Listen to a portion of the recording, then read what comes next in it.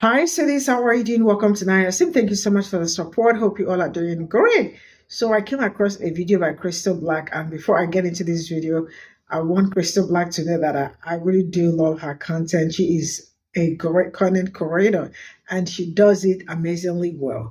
And her reads are always reading on another level. So she was like, get your reparations wherever you can.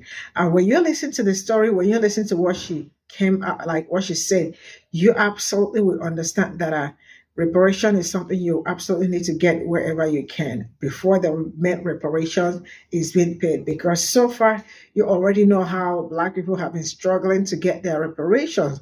But every other people that were, like even the ones that did not happen in US, American soil, they also got their reparation. But when it comes to people that look like me, it looks like like they do not deserve anything, right?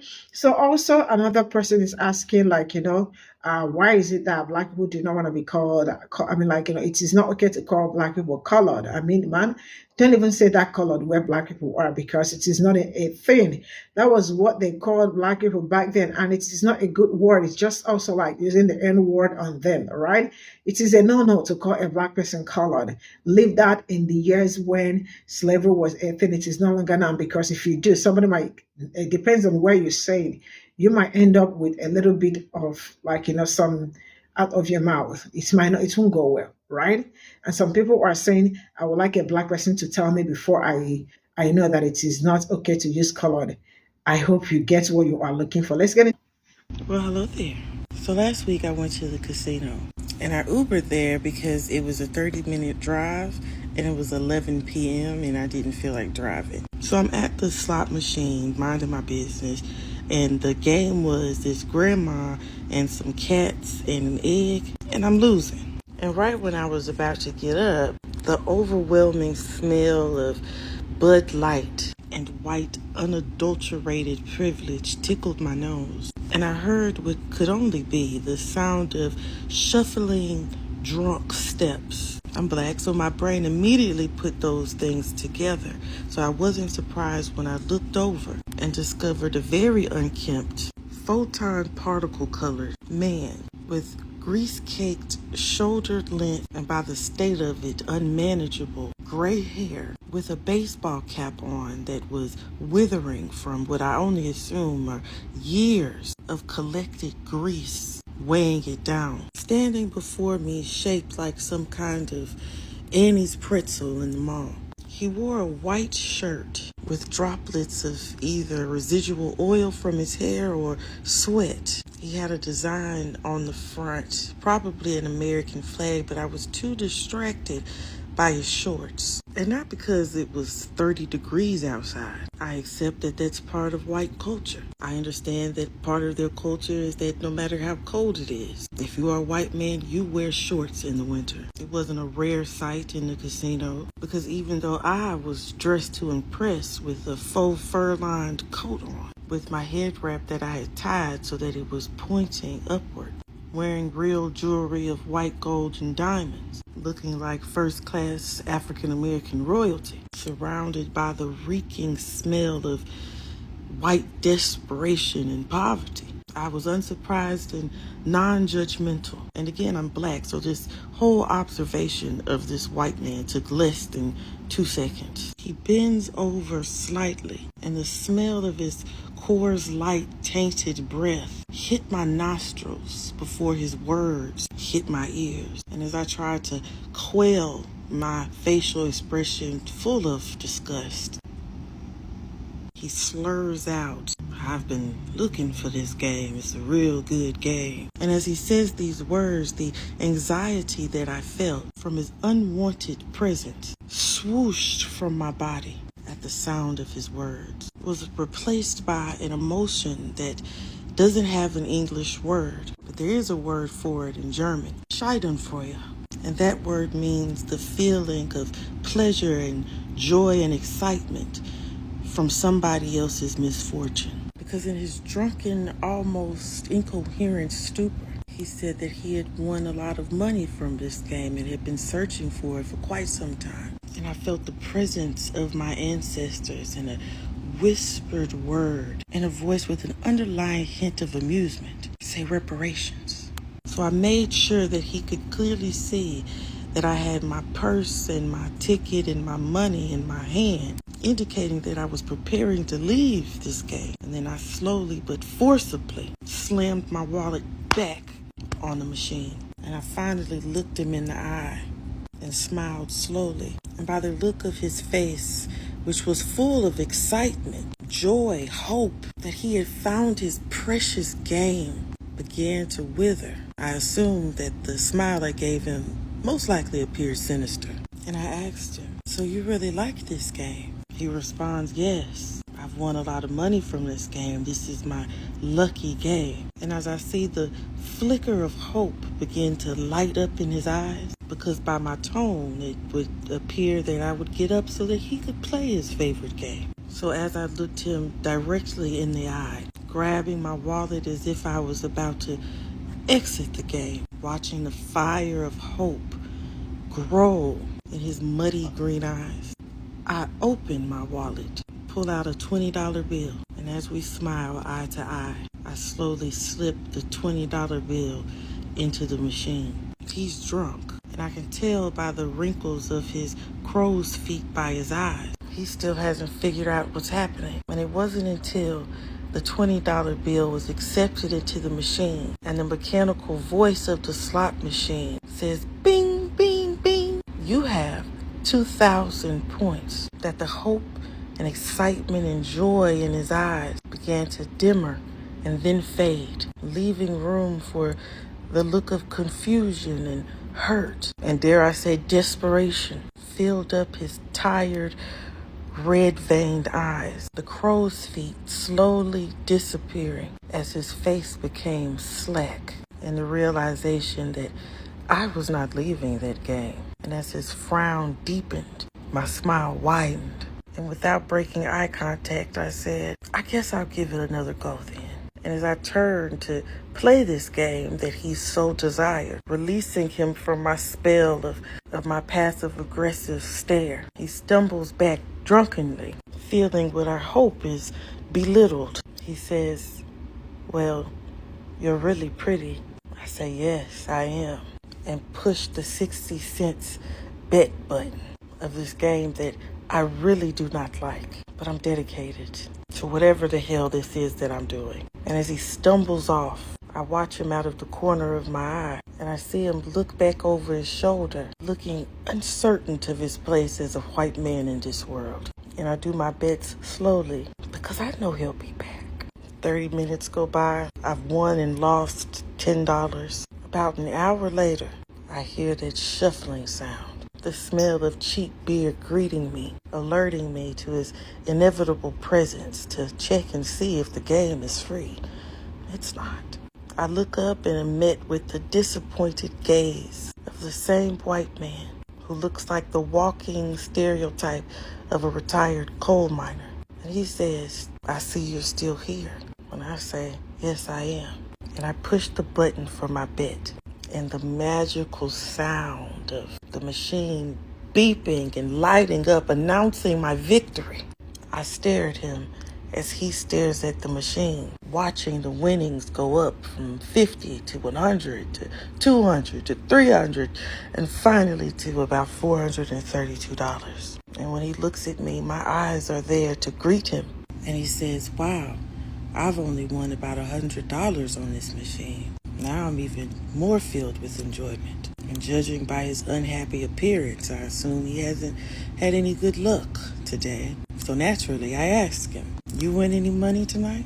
And he says, "No, I wanted to play poker, but I'm out of money."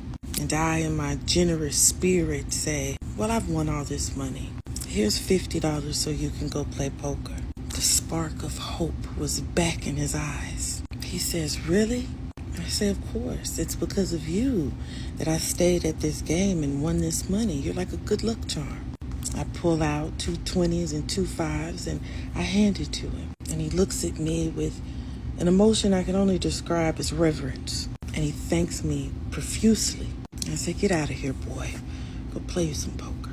I'm going to stay here and see if I can get some more winnings." He thanks me again and damn near shuffle runs over to the poker table. And when I see that he's sat at the table, I walk around to get a better view.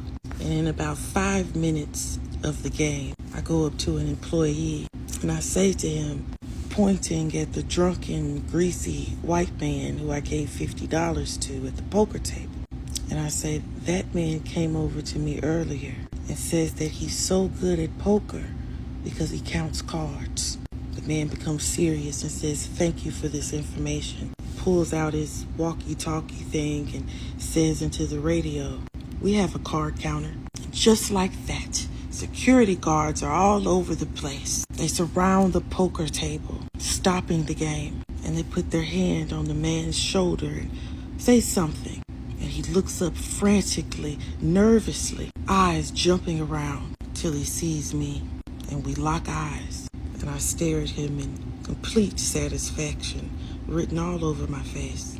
And I had calculated this all perfectly. I had already ordered my Uber and began this process about 5 minutes before they would arrive. And I hear the Uber ding on my phone, notifying me that the driver has arrived. And before anyone tries to find me, to question me about the allegations that I made up, I disappear into the crowd, exit the building, check to make sure that it was the correct Uber, hopped inside, and leaned back, a feeling of peace settling over my body, until the white lady Uber driver opened her mouth and accosted me with details of her life of drugs and animals. That'll be my next video. Get your reparations where you can. 10 out of 10.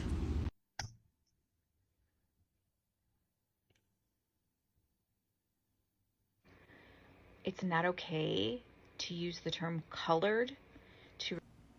Right message, wrong messenger. Sorry, girly, but I got this one. Yeah, white people, please do not refer to us as colored people. Actually, I don't even like persons or people of color, to be honest. They're too similar. I know people care about person first language and all of that. Yeah, they sound the same to me. If someone calls me colored or a person of color, I'm going to start putting clear or transparent on all my forms instead. I'm pretty sure most black people just want to be called black. Simple as that.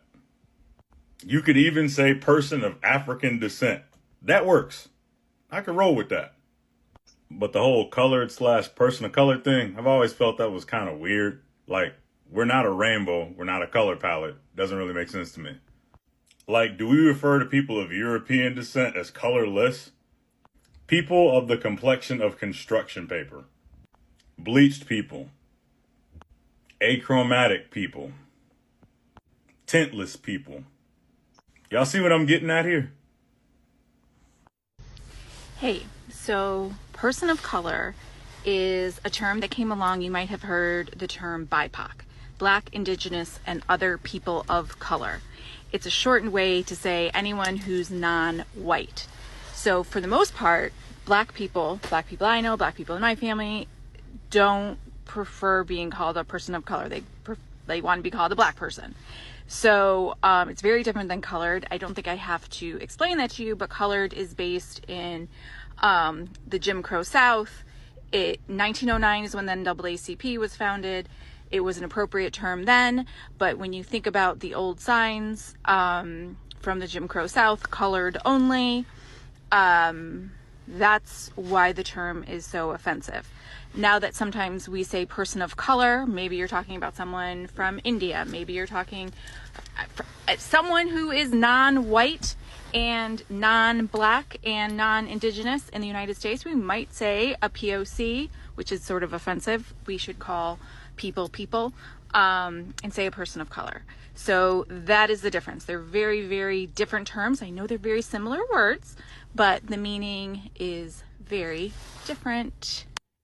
Hey, this message is for black people. My friend here, Chris, says he'd be a lot more comfortable if a black person told him that using the term colored to refer to black people is outdated, offensive, harmful, antiquated, and we white people should not do that.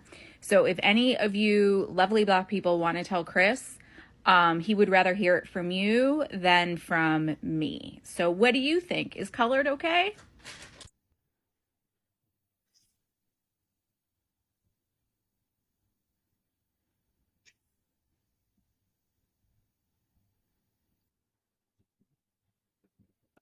So this is all I got from this video, and I am going to say this.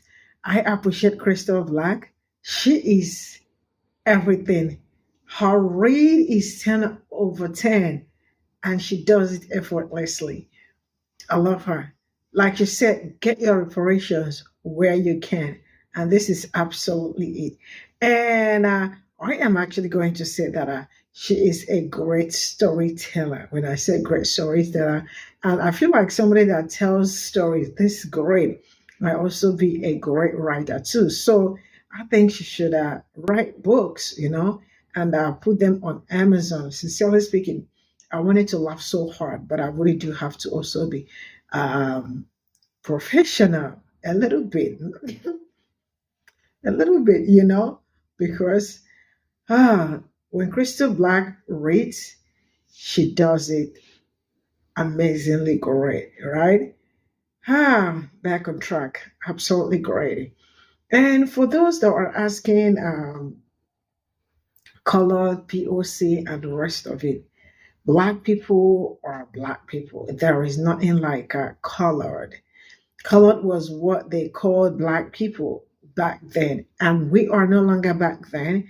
And we are not allowing anybody, Black people are not letting anybody call them colored, because that is a very not nice word to use on someone that look like me. So if you are part of the people that always, I'm not saying that always, some of them sometimes when they are talking, you hear them say it, and I know why they say it, because they are racist. And that is it. Right? And some of them say it without knowing, meaning it's something they've been saying probably in the closet or wherever they find themselves with their friends with. They said that. But do not let a Black person hear you call them colored, because it will not end well for you. Right? And she was actually the woman that was talking about colored and all that. I think a black man stitched the video and was like, this video is not bad, but it's coming from, like coming from her is not like, I think she went, I already saved this video some days ago, and she went and deleted the video straight up. And also, I think some people that saw the video when she made it were also asking her questions like, you see, white people can really be very, yeah, some of them can really be very, I don't know what to say, but they know what they are and who they are. The other one is saying that I am not going to believe you that calling Black people colored or people of color is something that is not okay, except I hear from a Black person. Bro, do not mistakenly call somebody a colored person somewhere.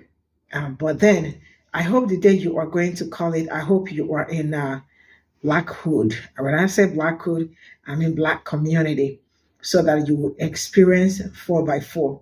There is what Africans call 4x4. When you experience it, nobody will tell you. And Black people are not BIPOC, because Black people do also not believe in BIPOC. I also do not believe in BIPOC too. When I started this channel newly, I was always like, it will really be great. It will be like, real BIPOC and all that. But nobody told me that it is not. And I see people saying, forget about BIPOC and the rest of it. I probably did not understand very well then, not until I continued my journey. And I personally said, you see anything like BIPOC, it's a no. I am the one saying it. BIPOC is not a thing, and I also do not believe in it. Black people and any other people can always or anytime come together to probably make things happen. But you see that unity or something, because Black people have tried it several times. They have always been at the forefront of unity and bringing everybody closer and all that. There is this video I put on the other channel. Black people are used to setting the table, getting the table for everybody, inviting everybody to the table, and then they are going to leave the people that invited them to the table to be standing. So this is something that has been happening all years, and it is no longer okay by Black people, and they are already saying enough is enough, and we do not want it anymore. wherever or whenever we meet for something really tangible, we can always sit it out. And but then BIPOC is a thing. Black people are black people, and that there is no adding, there is no removing. That is all I got for you. Let me know what you are. And a very big shout out again to Crystal Black. You are really amazing, and I hope she really know, like, how good she is with her reads. And she's also a great storyteller. She does it greatly well. See you all in my next video. Bye for now.